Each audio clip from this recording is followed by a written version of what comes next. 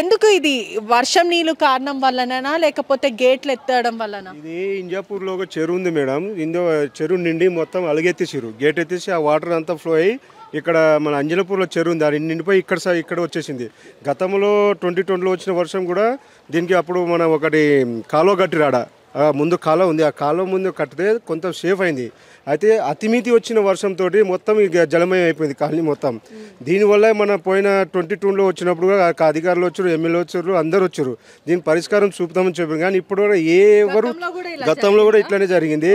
అయితే ఇప్పుడు అధికారం ఉన్న మన రేవంత్ రెడ్డి సర్కారు కూడా చూసి చూడనట్టుగానే కళ్ళు మూసుకుని వెళ్ళిపోతున్నారు, ప్రవర్తిస్తున్నారు. ఏ మాత్రం ఇక్కడ వచ్చే అధికారులు ఎవరైనా వచ్చి ఇక్కడ మన మద్దతు ఇవ్వడం అనేది జరగలేదు. ఇక్కడ ఏ ఒక్కరు అధికారులు రాలేదు.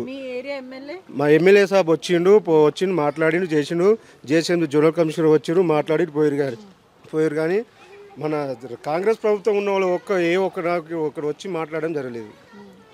ఇప్పటికీ 2 సంవత్సరాలు అవుతుంది కాంగ్రెస్ పార్టీ గెలిచి.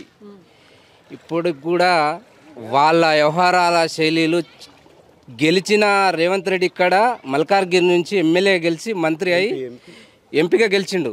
ఇప్పుడు స్థానికంగా ముఖ్యమంత్రి హోదాలో ఉన్నారు.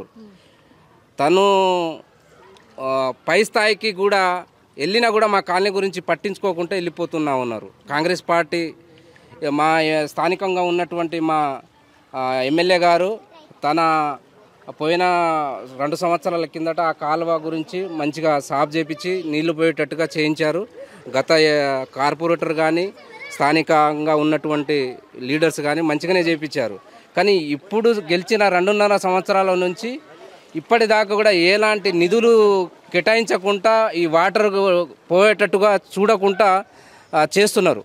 దయచేసి దీన్ని వెంటనే పరిష్కారం చేయాలని కావాలంటే అదనంగా ఇంకో కాలువ రావాల్సింది ఉంది. ఆడ హెవీ ఫ్లో వస్తుంది, ఆడ దాని నుంచి అబ్జర్వ్ చేసి అధికారులు దీన్ని పక్కడబందీగా చేస్తే ఇక్కడ ఒక చుక్క వాటర్ రాకుండా చేయాల్సింది ఉంది. ఆడ